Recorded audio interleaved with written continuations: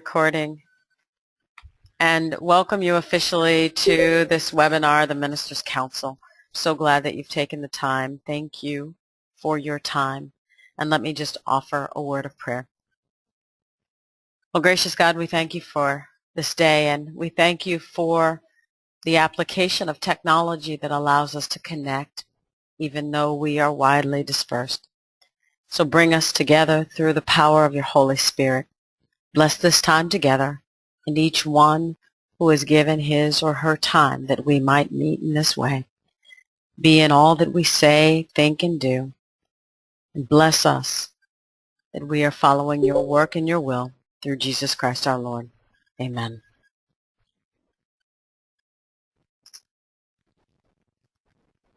So let me begin. What I want to do is share what came out of Senate, our annual meeting this summer, any other updates, and then having an opportunity if any of you have an opportunity or sharing. And then Shane just let me know that my voice is completely breaking up, so I'm going to walk through my house and as you right hear me walk through my house, and I'm going to connect to my hardwire line in hopes that I don't break up quite so much.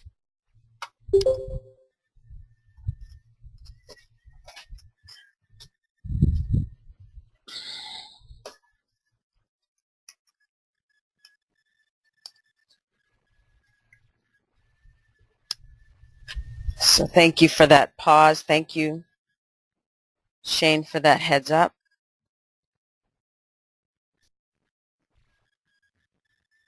And I'm going to just make sure that I am also connected in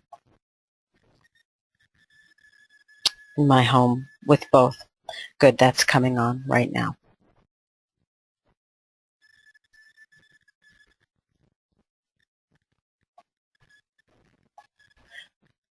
So just as a little bit of backdrop and sharing how we got to where we are now.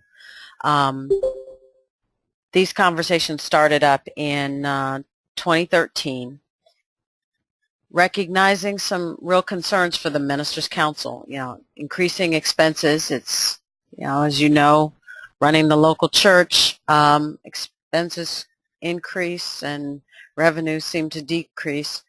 We operate on probably in excess of a 12%, 13% draw on our endowment, which doesn't require accounting expertise to know that we won't stay viable very long with that kind of draw. Varying involvement from our constituent councils and varying effectiveness of our committees, our standing committees. Some of them were functioning, some of them were not. So we wanted to see a new way of operating in Senate. So that sort of set the stage for some of the changes. We offered ideas in 2013 that came up, and these were some of the things that we talked about when we gathered for Senate a year ago. And then out of these ideas, we gave a charge to the executive committee to propose a plan that would embody the principles and spirit of what the senators were asking for when we met in 2013. So that proposal was developed and shared, but we decided to have sort of a hybrid meeting in 2014. There was the business aspect of it, but there was also a retreat-esque type of format for the Ministers' Council with keynote speakers and workshops. We drafted bylaws, updated our bylaws, and we created standing rules. I'll tell you a little more about those. But we drafted those. We tried to engage some focus groups to participate in this. And then we had feedback, and final drafts were circulated in early July. So that was the schedule of what we did. And the and the bottom line was that the proposal was ratified in Senate this summer, and the new structure will take effect on January 1st. So wanted to spend some time, particularly for those that were not able to go to Senate, to hear what actually happened. And then I'll remind you that on the website, ministerscouncil.com or ministerscouncil.org, there is, under the events tab, an update on Senate 2014. So in addition to getting this presentation, you can see, read, hear more about Senate as well on the website. So this is the current structure that we all know, right? Ministers' Council members, you organize in regional councils or constituent councils, and by our bylaws, your council has to have a president, a treasurer, a secretary, and a senator. The councils come together and send a senator to convene at Senate, and then what we have are these standing committees that you see depicted. So we have a resources and development committee, even though we never staffed that committee because we couldn't find leadership for it. We had communications, membership, professional effectiveness, and spiritual and personal wholeness, standing committees, denominational relationships committee, and then the executive committee. The thing that I don't think a lot of senators were aware of is that you had fiduciary responsibility as a senator for the organization, so that when the organization files its income tax form with the IRS, the names of all the senators are listed as being financially responsible for the Ministers' Council. So if you are a senator, your name is on the line. And then you also had the responsibility as senators to function between Senate meetings. So that was the current structure. That's the current structure for the rest of this year. That's how we are organized right now. So looking at the changes and looking at them, how do they affect you at the local level, nationally, and then between meetings? So now, Ministers' Council members, we still organize. We're calling it local chapters, and that was a nomenclature name to try to make this simpler. You know, instead of, is it a local council, is it a national council, is it a constituent council? These are chapters. And with now, according to the bylaws, you only need a president, a treasurer, and a representative. And then you will come, your representatives come to an annual meeting. So that's how it looks at the local level. Not a lot of change for you at the local level. National gatherings look a little different. So as we said, the local chapter sends a representative to the annual meeting. But what the annual meeting looks like is that we want to have a business meeting, and the local chapter representatives come to the business meetings and meet with the Board of Governors, and we convene at a holistic meeting. The Board of Governors is actually what is now the Executive Committee. And these, by the title, these are the individuals that will have fiduciary responsibility for the organization. But the business meeting also had, outside of the business meeting, we'll have the ministries teams, and I'll talk about that in a second.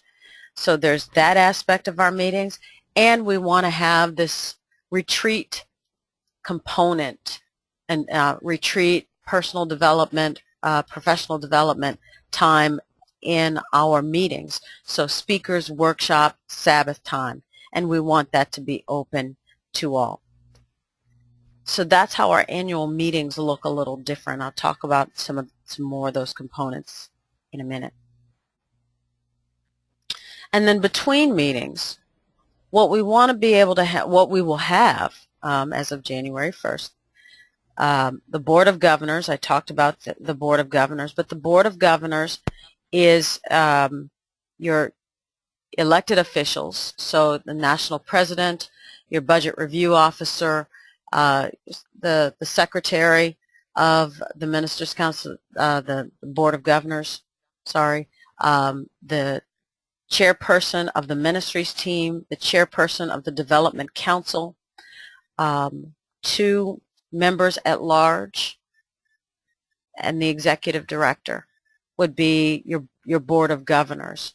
We would be the individuals with the responsibility of meeting on a monthly basis, continuing and ensuring the functions of the Ministers' Council, and developing the proposals that would actually come to the annual meeting to be ratified by the representatives so that the local chapters still have voice and authority and input in directing the Ministers' Council. The ministries team, what we envisioned for the ministries team is we wanted to have a more meaningful mechanism for continuing the important work of the Ministers' Council. So we want to be able to convene the representatives regularly to share and talk about what's going on in local councils, best practices, sharing information, sharing resources. That's one aspect. We wanted to have a more fluid structure to come up with ad hoc task forces and work based on the priorities and the interests of the Ministers' Council. So instead of standing committees, we want to be able to create a task force to do something that is important to the body, and that task force would function, and when their work is complete, that task force would dissolve. So that's sort of the role of the ministries team, to keep connections with our chapters and sharing information on a more regular basis, and then give us a dynamic means of doing programming more effectively as an organization. And then the Development Council. The purpose of that is to assist with fund development and marketing of the Ministers' Council. And this body has the unique feature of being able to invite a couple members who are not ministerial leaders, or in other words, clergy. Because one of the things that we're recognizing is that clergy aren't necessarily the experts in fundraising and fund development, and we want to be able to tap into some of that expertise.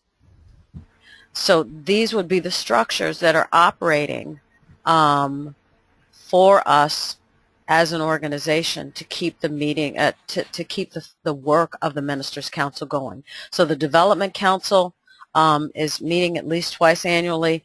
The ministries team meets bi-monthly, every other month, I think is the intention of that, and then the Board of Governors meets monthly.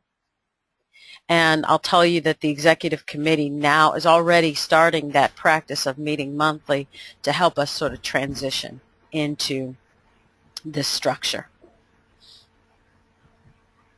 So then altogether, the new structure looks like this. And what we wanted to ensure with this is that the local chapter is represented. The local chapter representative is the one that's ratifying the work of the Ministers' Council.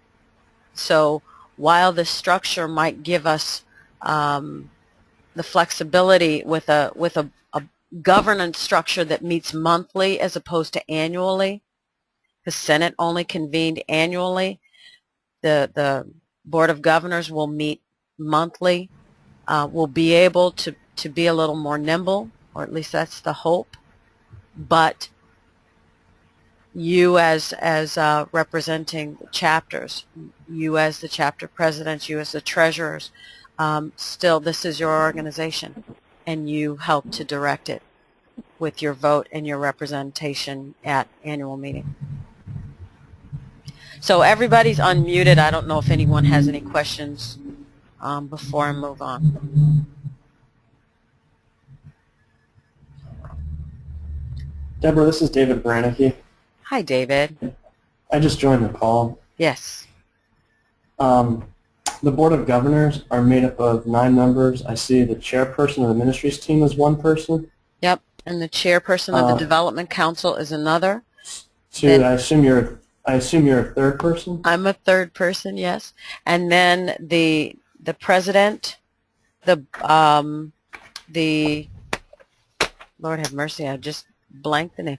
The budget review officer, the secretary, and then members at large. Have I gotten to And are nine? all those? Yeah. You have the president, the budget review officer, the secretary, and how many members at large? 2 members at large, me, and the 2 ministry team. Who am I missing? 2 on the ministries team? The ministries team, chairperson, the development council, chairperson, president, budget review, executive director. Women in Ministry Director. Oh, thank you. Thank you very much. Pat Hernandez, Women in Ministry director, national director, has a standing seat because that's how we are organized now. Thank you. I assume you probably already went over that. I apologize for being late. No, that's all right. And thank you. I missed who reminded me, and I'll have to fall on my sword if you tell Pat that I forgot her. That was your president, Doug Harris, who. Thank you, Doug Harris, my president. This is just David again. I was fully in support of this reorganization. All these individuals are members then of the Ministers' Council as part of the serving, I'm assuming. How do they get appointed to the Board of Governors? Well, the elected officials, so the director of the national director of Women in Ministry, that's a standing seat, and the executive director of the Ministers' Council, that's a standing seat. Well, we're all standing seats. And yes, right, we're all members of the Ministers' Council. We all have to be members of the Ministers' Council.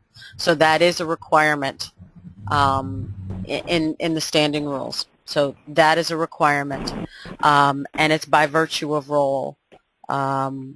So each of those roles that we mentioned, either elected roles or by virtue of position. And I did note that, and you might have missed this, David, that the Development Council allows a couple of members to be not ministerial leaders, right? So presumably, possibly not even members of the Ministers' Council. This is Dale Thomas. Hi, Dale. Hopefully, I think as I was hearing the question, I think one of the concerns or part of the question was that those who are not out of their office selected for the Board of Governors, and it is by the ratification or election by the entirety of the representatives. Is that correct? Yes, and thank you for that. That's absolutely correct. So as we operate now, there's a slate, and there are still a couple of standing committees, too, there's a nominating committee, and that's in the standing rules, and there's a personnel committee. But the nominating committee would present a slate, just as they do now, and at an annual meeting, that slate would have to be ratified by the local chapter representatives. So, thank you, Dale.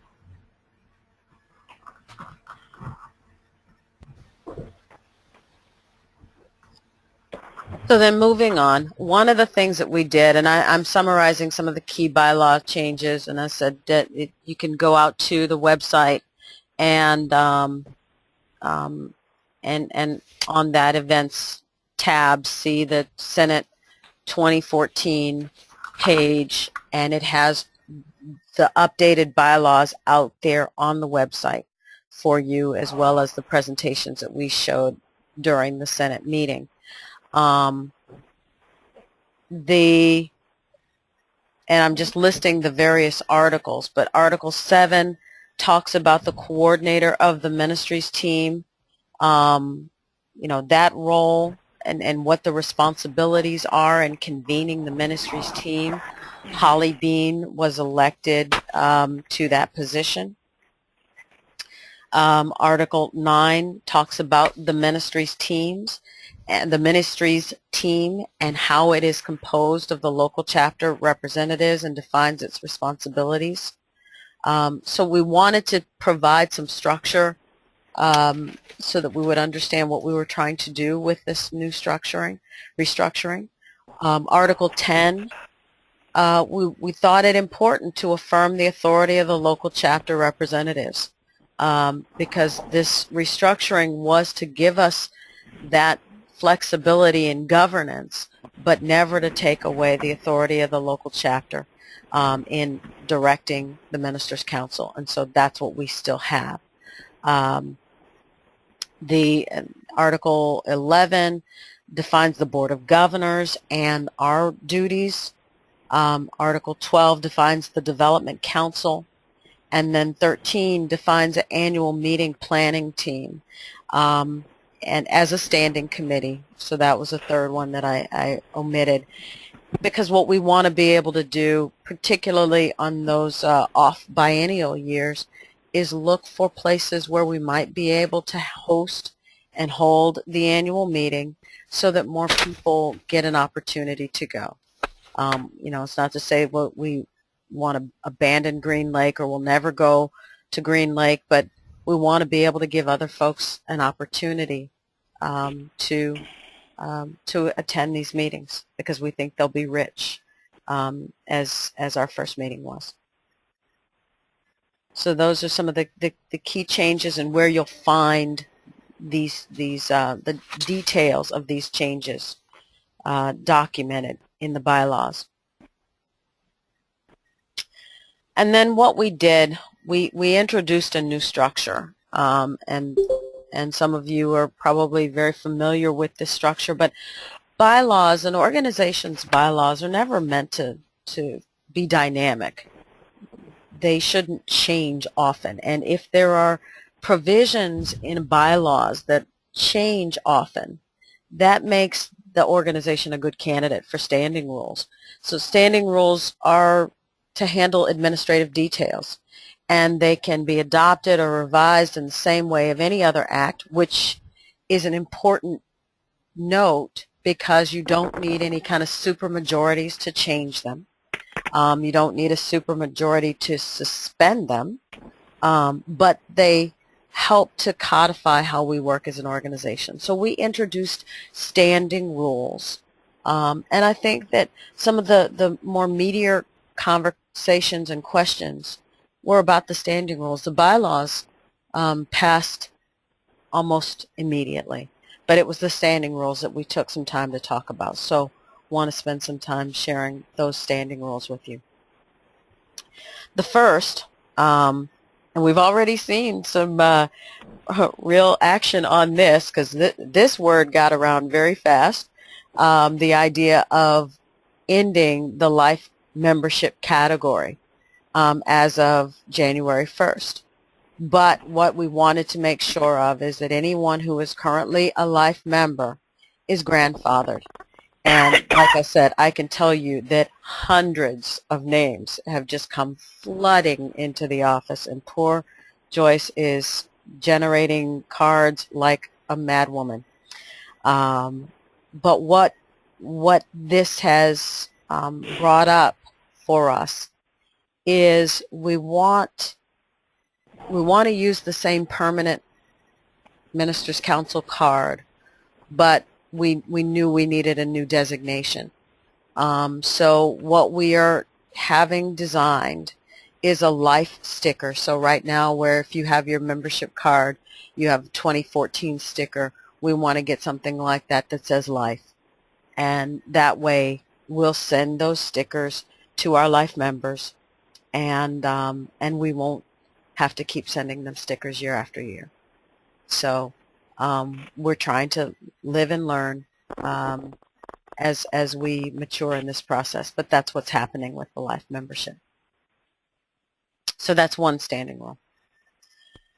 Another is a sliding scale for national dues, and we talked about this a lot just to remind everybody that you know, we were only dealing with the national dues. What you're doing in your local councils, soon to be local chapters, is really your jurisdiction. But we wanted to at least try to make it possible to perhaps accommodate more of our clergy who aren't making as much of an income in their ministries. So this is, as you see on the screen, what was passed. And we had some conversations about whether clergy couples should, and I'll respond to your question in a second, Malcolm. But we talked about whether there's a discount for clergy couples, and what we said was, you know, rather than create an addendum to what we're trying to do as a new process, we're asking folks to look at their own individual income. Number one, we're asking folks to be, you know, it's the honor system and self-reporting. Nobody's following up. There's nothing that you have to provide. If you say that you make $9,000, less than $10,000 a year, and you send dues in of $10, then we'll take you at your word, and that's all there is to it. I want to also add a note for our treasurers that might be online. We're not trying to create any responsibility for you as a treasurer to keep track of this. Your job would be very binary. In other words, did you get dues from somebody or not?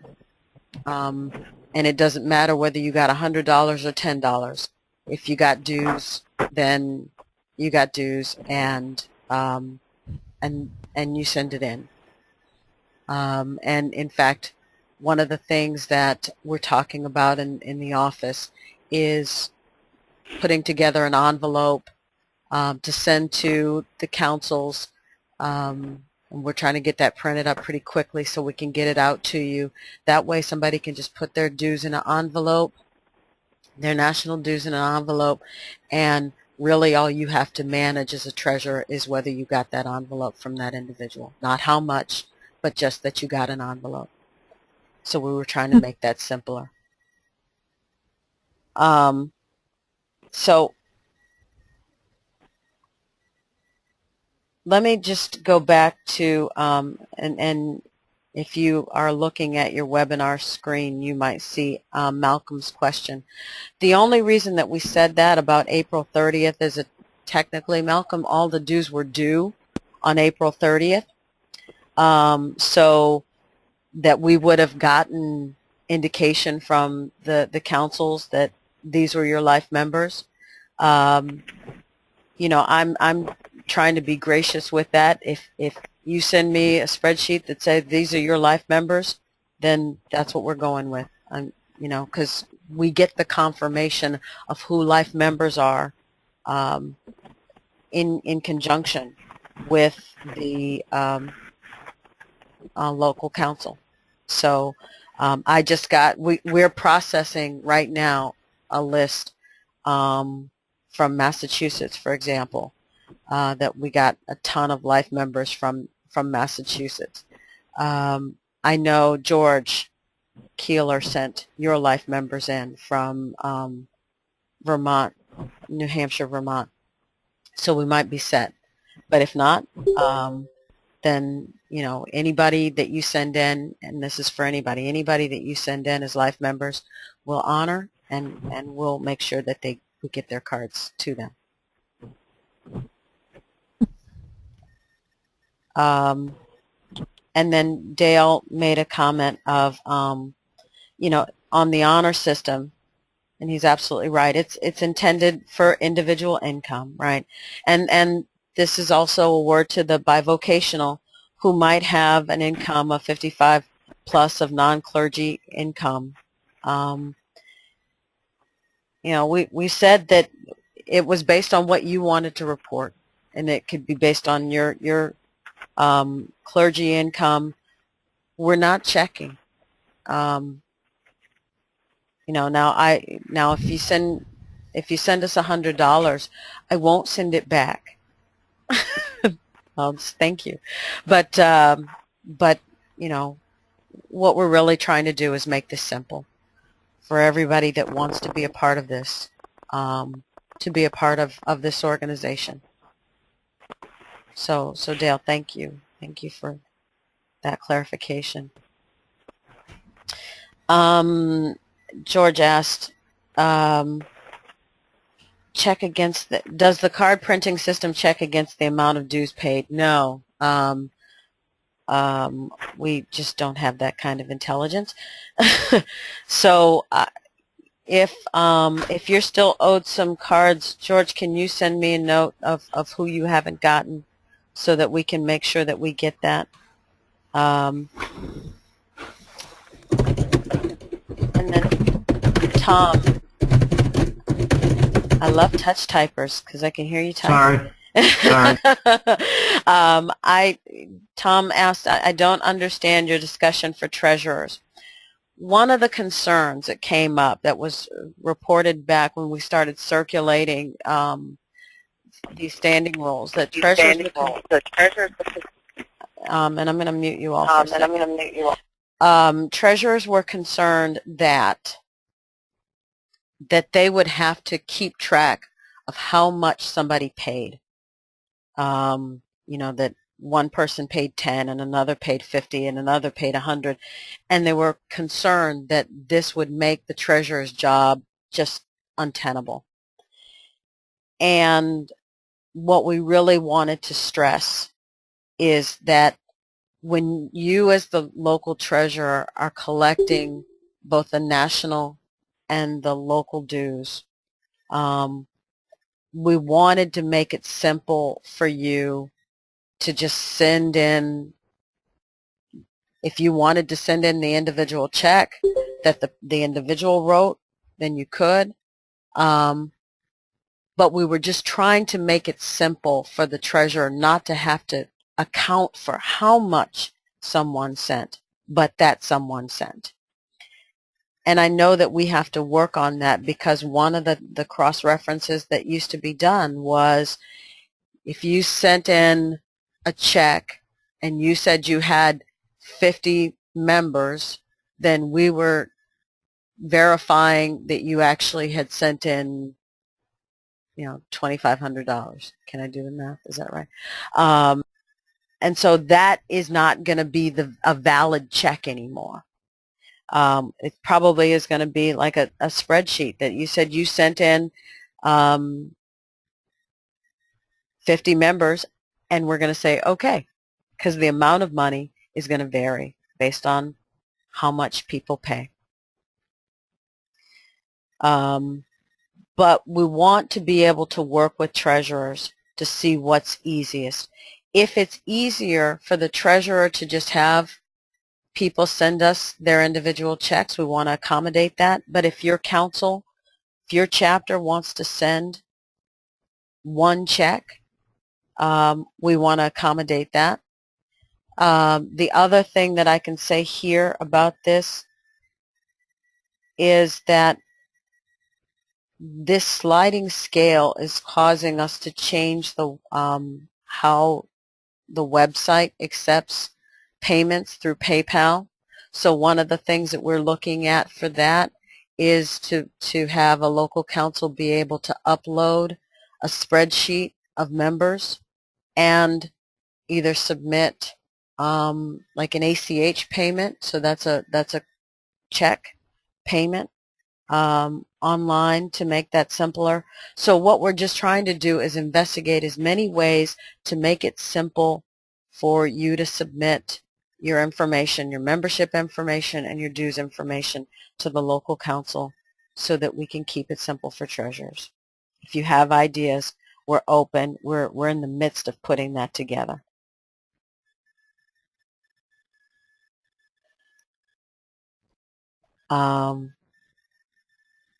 And we don't want to ask for 2 checks. You don't have to. You tell me what you want to do. I think it's easier for the councils to ask for 1 check, for both national dues and local dues. But what we want to unburden you with, and that's really the point that I'm trying to make, is what we want to unburden you is you don't have to be responsible for whether the person is paying $100 or $10, because that would be administratively a real challenge.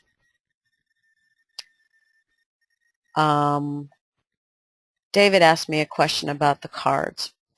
How come some cards come with a title while others don't?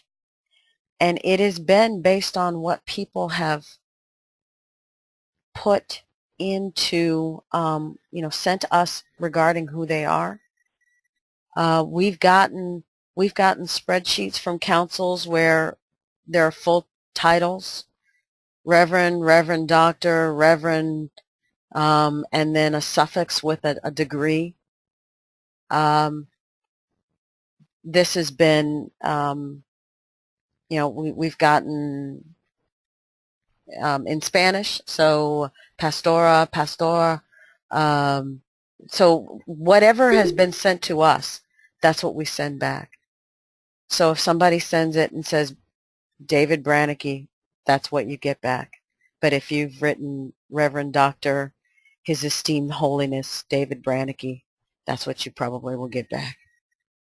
Maybe not Esteemed Holiness.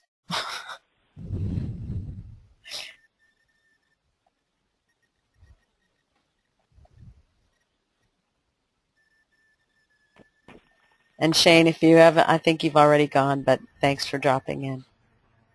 So it is, so David, yes, it is based on what we receive from treasurers.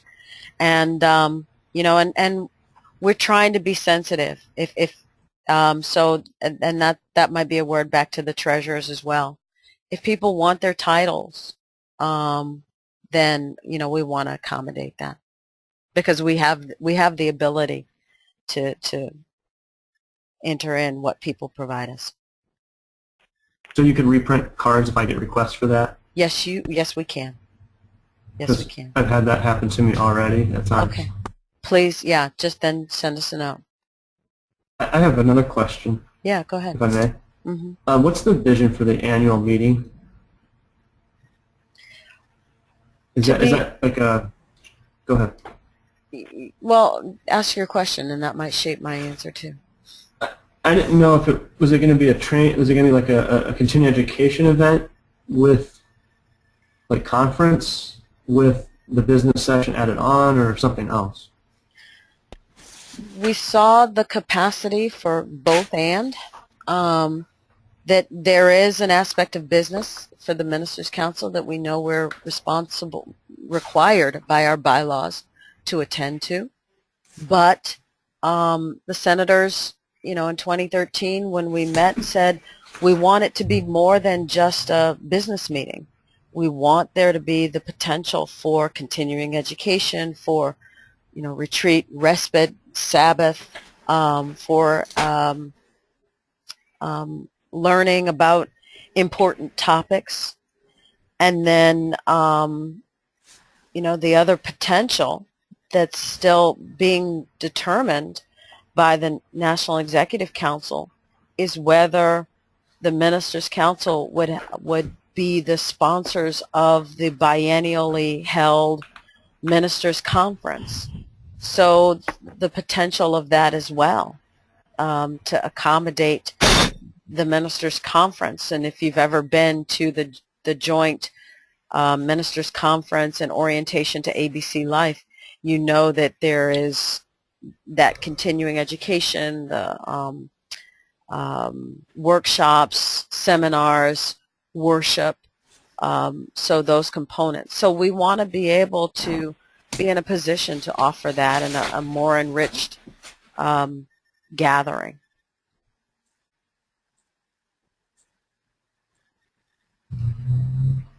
Does that help?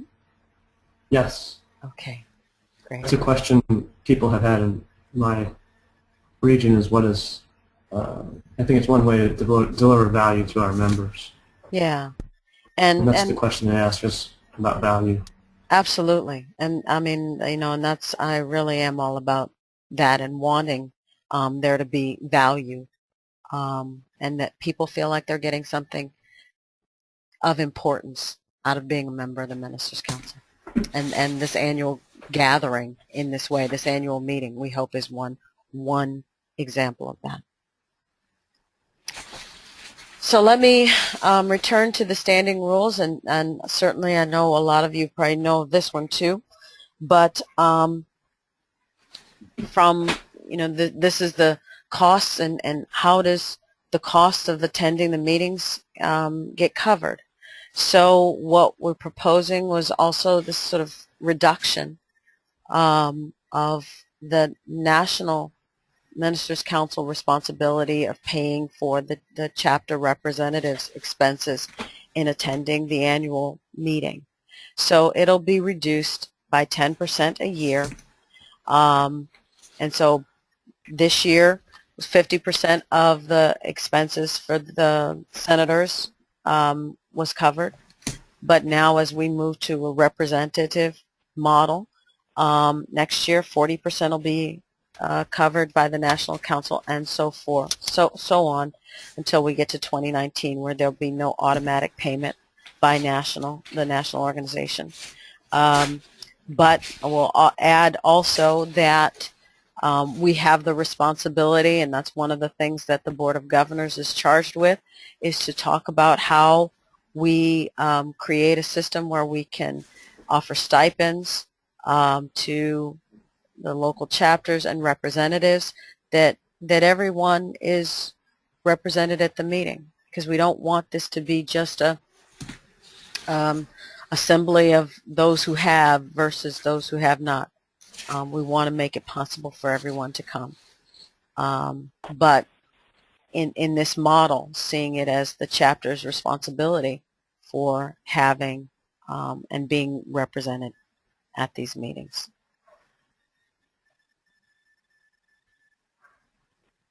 Annual meeting, the standing rules talk about the annual meeting, so it would be open to all ministerial leaders.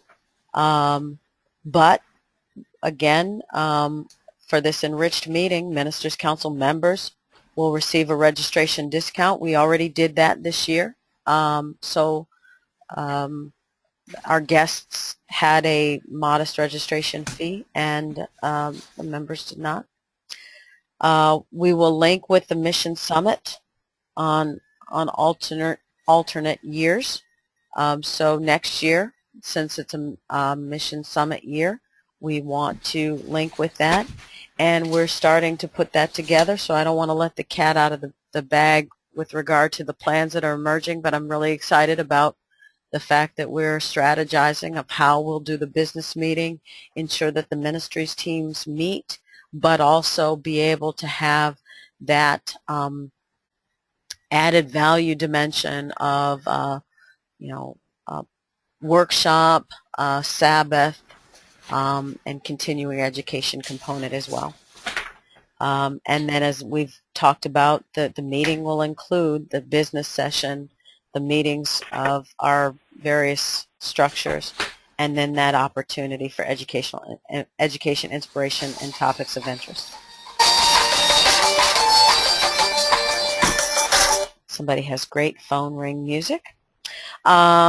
Standing rules, other meetings, the Board of Governors, I've hit this as well, so you can see that. But these are the meetings that we'll have: the Board of Governors, the Ministries team, the Development Council personnel, and Nominating Committee.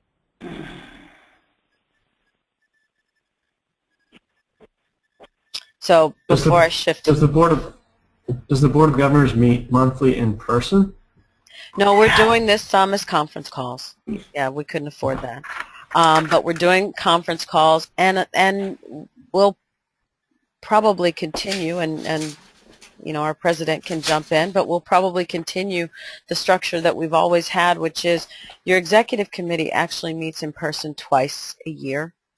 And so we're planning that even now for January. And then when we've come together for Senate, what has been Senate, the executive committee has stayed extra time to meet. So we'll probably continue that. And I don't know, Doug, if you want to say a word about that.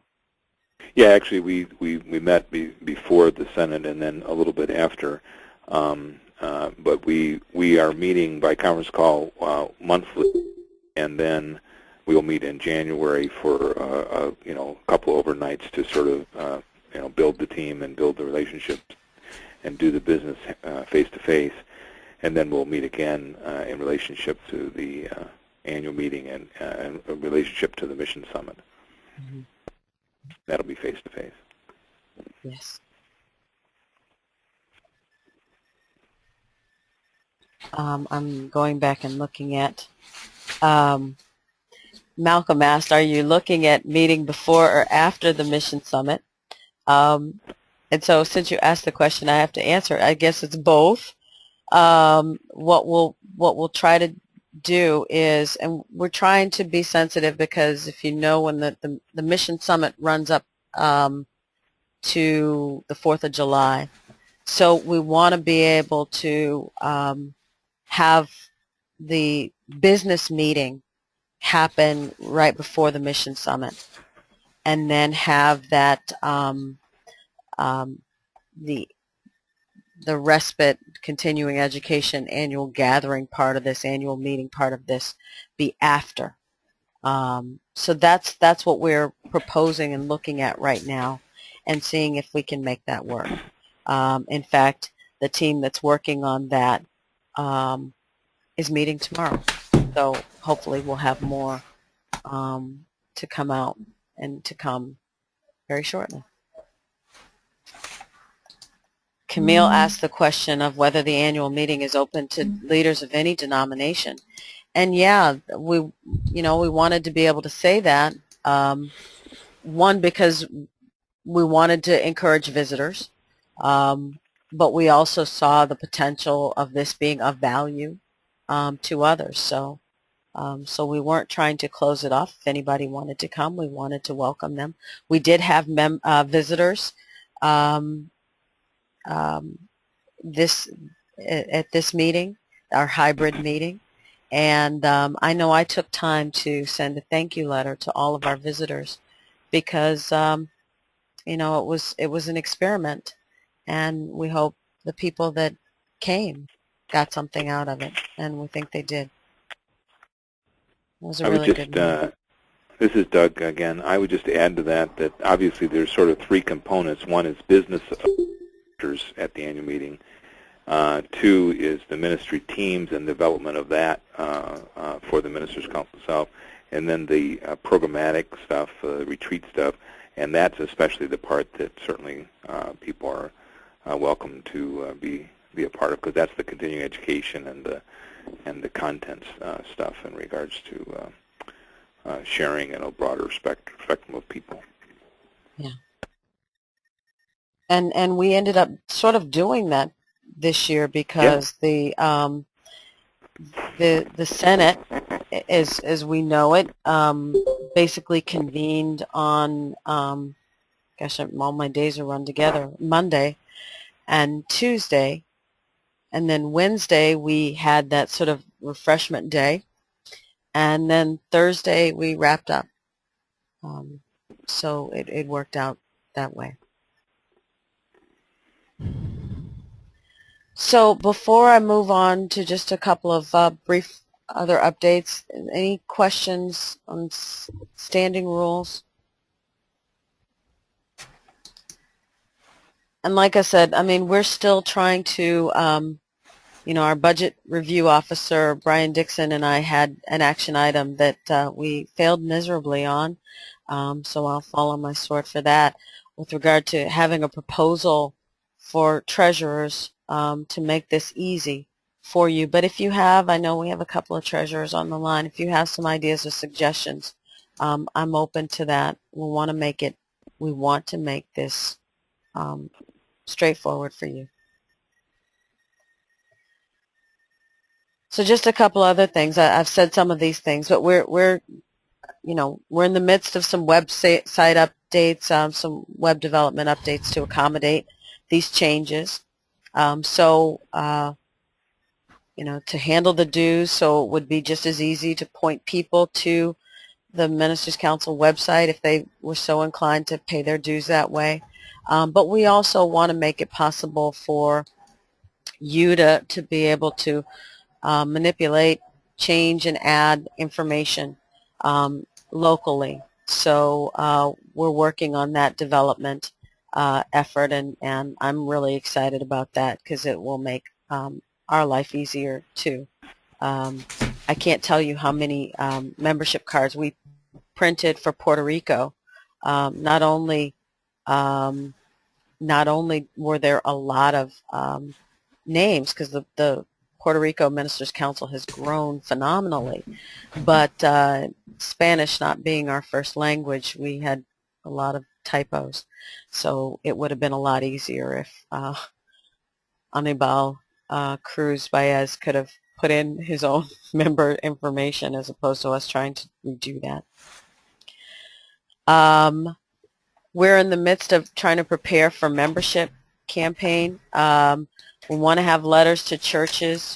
One of the things, I sent an email out to folks earlier about this, but we'd love to be able to send letters to the churches asking the local church to consider dues for the Ministers Council as part of their pastor's professional development.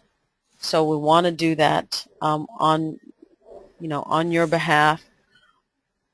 What I'm hoping, and Joyce and I are looking at the data to see if we can be this intelligent about this, what I'd like to be able to do is to make that sort of personalized so that if we know, your church and your local council, then we can include that in the letter. So that we're collecting both and we're soliciting for both national dues and local dues. We want to be able to do that. We will figure out a way to do that anyway. We are creating some new collateral, a new brochure on becoming a member of the Ministers Council.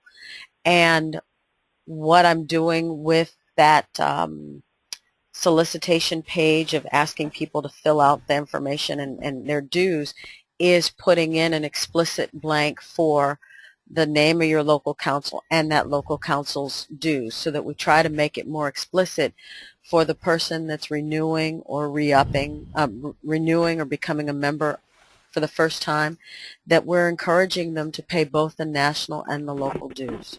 So we're trying to do a more complete job of doing that solicitation for you.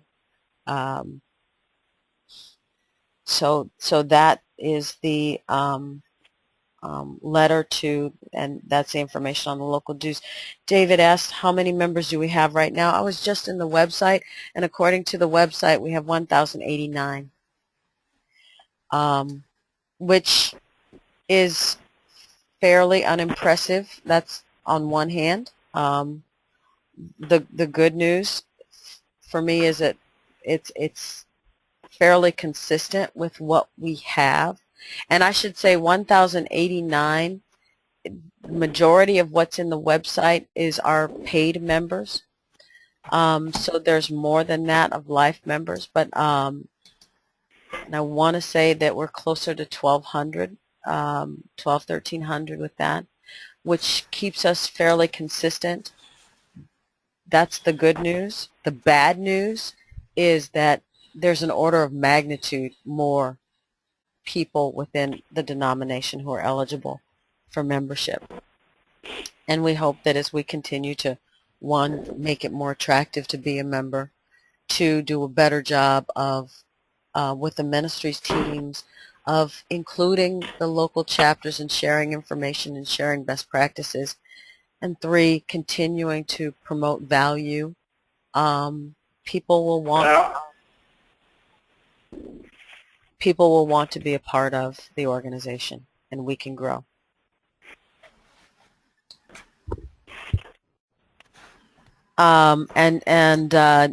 David, you know, you are our poster child clearly in ADCOPAD, because ADCOPAD doubled their membership this year, and he says very strongly that we're going to double again next year. So we're cheering for you.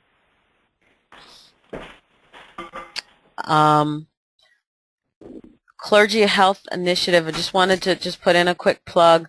We're looking for peer groups to sign up. One of the challenges I know has been that when we did the Together in Ministry program, the way that ABC implemented it is, and I'm going to mute you guys for a second. The way that ABC implemented TIM was that we gave stipends to Together in Ministry groups so that the individual member of the group didn't have to come out of pocket in any way to cover the cost of participating. That was wonderful and benevolent of American Baptist churches, and specifically the Ministers' Council. But the result was that a lot of the groups stopped functioning when there was no more money. So when I got the grant from the Pastoral Excellence Network, one of the stipulations of the grant was that we had to have some cost sharing. That was the requirement. But then on the negative side is that folks are like, well, I don't want to participate if I have to pay that much to participate. But it doesn't help if we have nobody doing this program. So I'm looking for creative ways to work with groups to say, how do we do this initiative? I'd like us to do this initiative. And how do we do some cost sharing with the grant money that I have, with your TIM group that might still be functioning. So if you have TIM groups in your councils that are functioning, that want to participate, that per participant fee was a stumbling block, contact me and we can talk.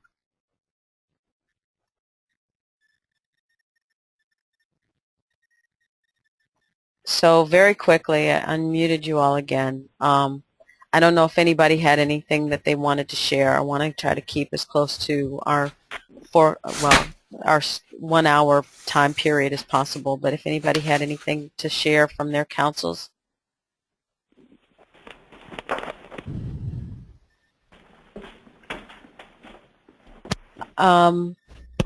And George, you offered a good question. Could clergy health also be something that congregations could elect to provide for their pastors? I think absolutely. I think this is part of the continuing education.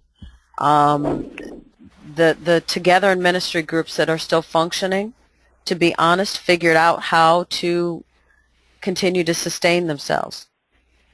They've done things like people are putting in to cover the cost of a facilitator, or they're sharing the job of facilitation, or they've had donated expertise for facilitation.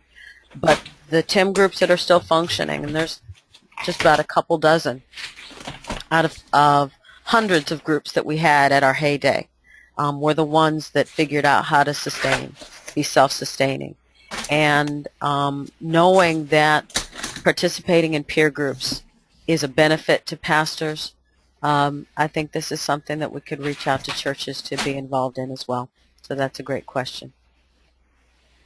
Is there something written about that?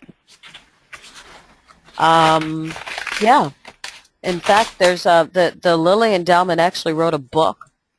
And so there's an entire book called So Much Better that is their research that talks about the statistics of how pastors... I mean for the continuing one.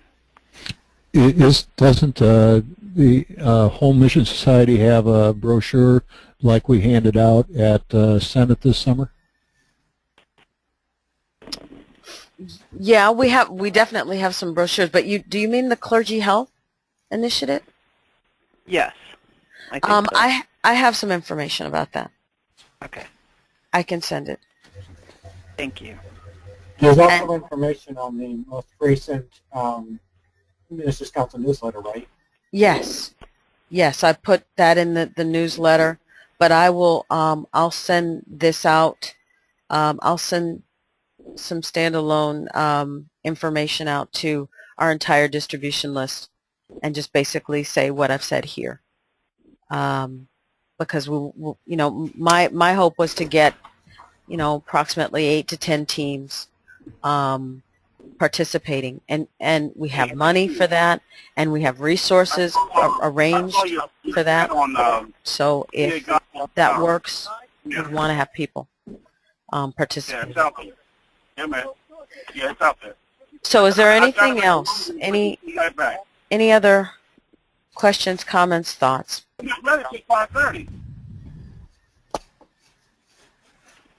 Deborah, is there any update on those court cases? Any work that you've been doing on those court cases regarding clergy housing allowance?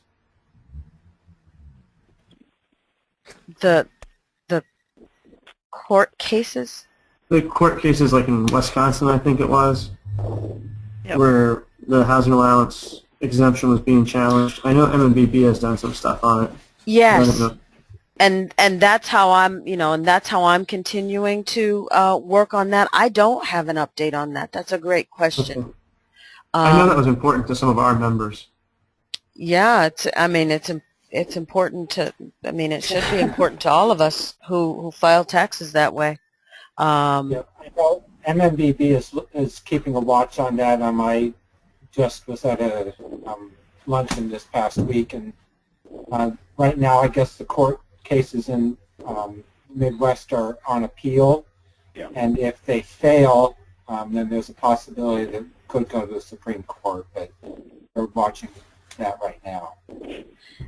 And I'll ask, you know, Perry Hopper, if there is anything that, you know, that sort of a statement from MMBB that we can share. And I think they'll be putting updates on their website as well. Absolutely. Well, thank you all for taking the time. I want to honor your time and what we said. So thank you for your time, your questions, your participation. I'll be sending this out, and I have a couple of action items with regard to updates as well, and I'll get that out to you as soon as possible. So in the meantime, if you have other questions, thoughts, concerns, shoot me an email. Thank you all. And thank you, Deborah. Nick. I appreciate you all very much. Okay. Okay. We appreciate you, Blessings. Deborah. Thank you. Thank you, Doug. God bless. God bless you.